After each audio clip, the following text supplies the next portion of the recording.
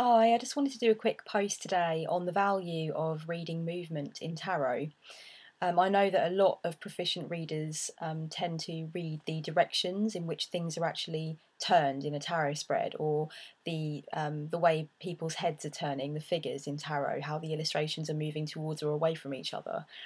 I think that reading movement in tarot cards actually promotes a kind of really important detachment that allows you to read the tarot cards as kind of a map for what's going on, rather than focusing very intently on the meaning of one individual card. To stand back and look at the way the cards have a relationship with each other according to movement can be very useful when it comes to getting the full meaning of the spread overall. So just for a few examples, I actually call the reading of movement in tarot directional aspecting, because I read a book once where it was described as such, but I've never heard another tarot reader call it directional aspecting, so maybe that's just me, and it is a bit of a fiddly, flowery name for it, but it's just what I've always called it.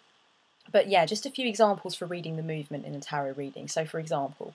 the Knight of Wands. The Knight of Wands is clearly going very strongly in one direction. So if we think about imagining the Knight of Wands in the centre of a spread, he's obviously on his way somewhere, kind of vehemently moving, the speed is going in this direction. So then if we imagine that we are looking at the spread overall, we have to look at what's actually on this side of the Knight of Wands in order to understand what he's actually moving towards. Say this card was to represent the querent themselves at the current phase of their life, we would look at the fact that they were moving in this direction with kind of a lot of vigour and a lot of determination. If we were then to look at what was on the other side of them, for example, if it was the Ace of Swords, then we could determine that the querent is moving very vigorously and with great determination towards the beginning of some kind of intellectual journey or intellectual feat or discovery of the mind, for example.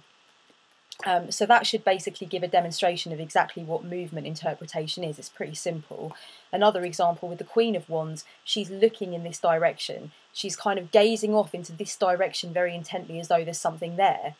So if you wanted to kind of imagine that she was representative of the querent at that time and then take a look at what's on the other side of her, for example, just picking this up now, the Seven of Swords, then it might be some kind of suggestion that she can see some kind of deceit or foul play going on, or that she can maybe understand somebody's hidden agenda or hidden motives. So it's kind of a suggestion maybe that the Queen of Wands is not just the Queen of Wands for the sake of herself as a figure, but also the way she's looking and her mannerism may be able to determine something deeper about the querent situation. And another really good example for reading the movement in tarot is something like the Two of Swords, where there are actually two opposing objects going in opposing directions. This is a good card because I often find when I draw the Two of Swords that there are normally two cards side by side or two cards directly above that the swords are pointing at. And if you think about the meaning of the Two of Swords, it's very much about ambivalence, it's about trying to make a decision between one road and another. It's often about necessary delay and waiting while we try and work out exactly what our options are and exactly where the two directions lead. So if you see this card in a spread, or any card like this where objects are kind of very definitely going in one direction or another, take a look at the cards around it, stand back and kind of spread your interpretation out so that you can see where the swords are moving towards, what they're pointing towards. And that might give you some kind of suggestion of what the two choices are, what the two pathways are that the querent's actually being presented with. So that's how you interpret movement in tarot. It's not something that all readers like to do, but as I said, a lot of proficient readers do tend to actually look at the way the spread fits together like a storyboard, and the way that the figures in the illustrations sometimes seem to be having a relationship with each other of sorts, where they're kind of looking at each other or appear to be walking towards each other or walking away from each other or having some kind of dialogue.